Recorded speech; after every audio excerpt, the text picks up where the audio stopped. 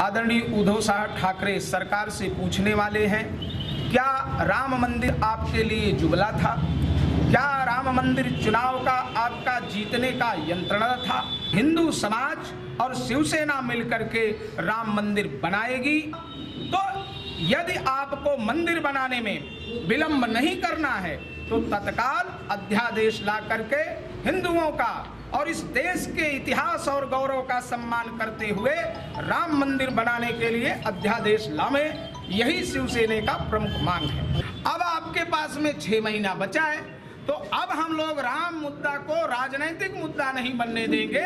अब तो सरकार को तय करना पड़ेगा, अध्यादेश लाओ या तो चुनावी जुमला बताओ। तो इसका जवाब जनता और शिवसेना तय करेगी कि मुझे क्या करना है। और हिंदू समाज के आस्था से कोई खिलवाड़ करेगी तो शिवसेना इसे बर्दाश्त नहीं करने वाली है।